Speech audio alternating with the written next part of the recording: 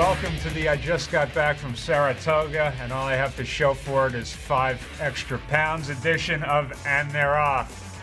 Steve Haskin, from what I saw, you were packing it in pretty good up there as well.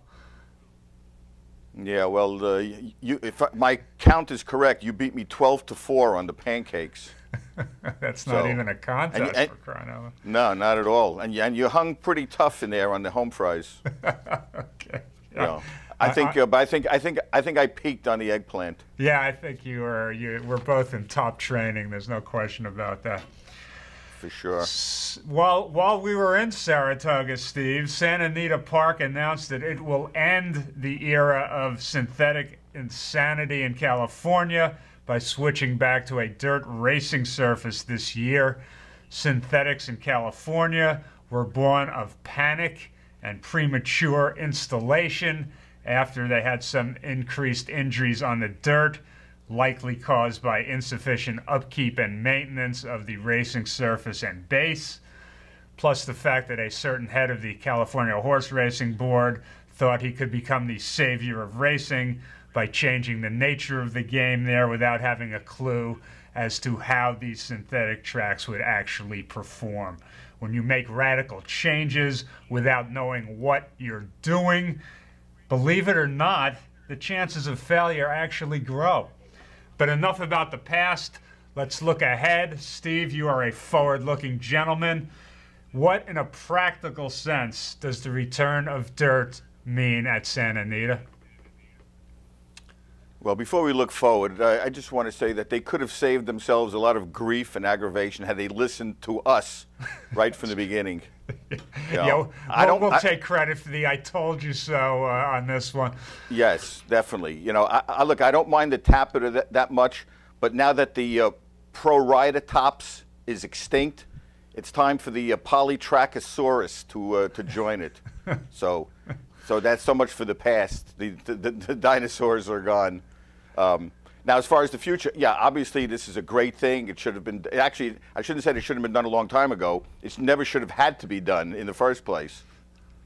But looking ahead, what we have to remember is that this is going to be a gradual process. It's not going to be anything abrupt. We're not going to see any abrupt changes as far as that goes. But we will see some changes as far as form. And that's one of the things is that we have to realize, as far as the handicappers might have it rough in the beginning, because these horses are going to be undergoing a transition. You're going to have the horses that like the synthetic surfaces, who are the top horses out there, now going on dirt, and vice versa. You're going to have horses that may be much more talented than the horses running now, but not showing it. Yeah. Now they're going to their preferred surface. So you're going to see, I think you're going to see some tremendous reversals of form, as we saw when they installed the synthetic surfaces in the first place. Yeah. So I think we have to give time for these horses to sort themselves out. And I think the most important thing right now is for Santa Anita to realize that they have got to do this right. I think the California board made the right decision in not allotting dates to Santa Anita for the fall, to give them time to do due diligence and make sure they're putting in the right surface. I mean, it doesn't take a genius to put in a good, safe dirt track. I mean, we've seen it at Churchill Downs, we've seen it at Saratoga. Oaklawn Park put in a good, safe dirt track. Calder and Tampa Bay have very, very sound, kind surfaces that the horses seem to like. It's out there. They just have to go and find the right one. Yeah. And make sure they do it right, and you can't rush into it. So let's wish them all the best. Yeah, the Santa Anita Winter-Spring meet is the premier racing meet in California. Of course, it has the 3-year-old program leading up to the Kentucky Derby, turf programs, filly programs, but every significant Kentucky Derby prep will now be run on dirt, and that is a very good thing. It takes the guessing game out of it for can this horse run on dirt after synthetic. And yeah, I don't leave the bluegrass out by mistake. I said significant Derby preps. So here's what it doesn't mean, though. I mean, people are saying, wow, we're going to have a dirt track now. Now the East Coast trainers are going to ship back out there. No, that's not going to happen. The East Coast trainers have Aqueduct, they have Oaklawn, they have Fairgrounds, they have Gulfstream. You're not going to see a big rush of horses coming from the east to the west coast because there's a dirt track there. But you will see a more consistent 3-year-old program leading up to the classics, and that is a very good thing. So, all right. They didn't ship out there. They didn't ship out there before when it was dirt track. So why are they going to do it now? You know, you may get 1 or 2 just because of circumstances. Yeah, you'll get more. But, you know. Right. Okay, they're not named Zenyatta or Rachel Alexandra, but we saw how deep the distaff bench is this past weekend, Steve. We, of course, got to see it up close and personal in the stretch of the Alabama. Tell us about these 3-year-old fillies who are making a name for themselves. Well, you know, everybody thought that, you know, Devil May Care, not everybody, but a lot of people thought that Devil May Care, this was going to be a big breakout race for her. But boy, I tell you, Blind Luck here and Evening Jewel in California. I mean, these 2 fillies, boy, are they tough as nails. It's great to have 2 fillies like this. You know, they could have had a nice little rivalry starting because they've already run against each other twice. Yeah. But my God, you just don't see horses like Blind Luck. I mean, here's a filly who's in California who has shipped cross country to come to the East 4 times this year and won all 4. I mean, she shipped to Oaklawn Park, she shipped to Churchill Downs, she shipped to Delaware Park, she shipped to Saratoga. And she just knows where the finish line is. She just keeps coming at you. And what's amazing about this filly, too, is that she has won at 6 different distances from 4.5 furlongs to 1.25 miles. I mean, that is a that is a very wide discrepancy in distances, you know. And not only that, but she's done it in 6 different states on all kinds of surface. She's won on fast and sloppy dirt tracks. She's won on all 3 of the California synthetic surfaces. You know, considering her running style, she comes from way out of it. She's encountered some incredibly slow paces this year, but she still finished in the money in all 13 of her career starts. She's just an amazing filly. I just think, and like I said, she knows where the finish line is. Of her 5 victories this year, 3 of them were by a nose, and 1 in the Alabama was by a neck. So she gets it done. And as far as Evening Jewel, listen, if it wasn't for her nose defeat to Blind Luck in the Kentucky Oaks, she might be the one who's the leader of the division right now, and may have been in the Alabama as well. Yeah. But because she got beat a nose, Jim Cassidy put her on the turf, put her back on the turf, and well, actually put her on the turf. I don't think she had run on the turf, and she's won 3 in a row on the turf. So she runs on everything. She's run well on the dirt, on the synthetic, on the grass. And she's just as tough. She just ekes it out. Of all her victories, she's never won by more than 3/4 of a length. Yeah. And she's just in the money every single race. So I mean, let's applaud both of these fillies. The Breeders' Cup Classic, rightfully so, is going to get the mountain share of attention this year, but the Ladies' Classic could shape up to be a good race, and I know we agreed Devil May Care in the paddock before the Alabama did not seem to be the same filly as when we saw her at Churchill before the Derby, which she ran in. And in fact, she just threw in a stinker that day in the Alabama. And let's not count her out. She could come back. And, you know, the Ladies' Classic, the Distaff, whatever the hell they call it now. No, it's the Distaff. That could shape up to be a very good headliner on the Friday Breeders' Cup card. Ladies' Classic is not allowed on this show. Yeah, the headline events. It's the Distaff. The headline events at Saratoga just keep coming, and I don't mean just the food. This week coming up, we have the Travers, and while we're speaking of Rachel Alexandra, which we weren't, the Personal Ensign, where she meets Life at 10. What about this flare-up coming up this weekend, Steve? What's intriguing about the Personal Ensign is the strategy. I mean, in the Personal Ensign, they're going 1.25 miles, and Rachel Alexandra's never been 1.25 miles, and Rachel Alexandra and Life at 10 both have pretty much the same running style. So it's going to be interesting to see what these jocks do. I mean, is one going to try and take the track from the other? Are they going to run head-and-head? Are they going to try and slow it down? Are they going to run each other into the ground? You know, there's going to be some pretty nice fillies sitting behind them that have a pretty good closing kick, and we are going 1.25 miles. So I think it's going to be intriguing to see how this pace scenario sets up. Yeah. That's what I'm looking forward to. And if they do go head and head with each other, and one of them breaks off and goes on and wins this race, then obviously they're a very, very good filly. Yeah. And Rachel, I think, you know, I give her a little leeway here. She's never been a mile and a quarter. I think she's just coming back into herself now.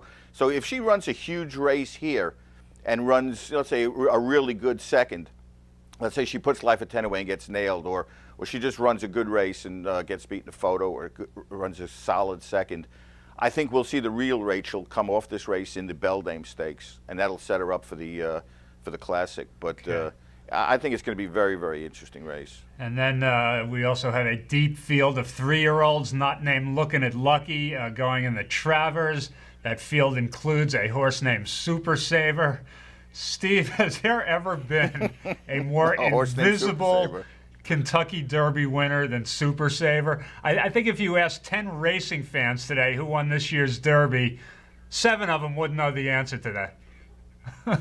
Well, I think they know the answer. They might have to think about it for a few minutes. I'm not sure. What I couldn't believe in the Haskell, with 10 minutes to go to post time, he was 11-1. This is the Kentucky Derby winner, 11-1. And he still went off at it. You know, got bet down off of that, but he still went off at a pretty decent price for a Kentucky Derby winner.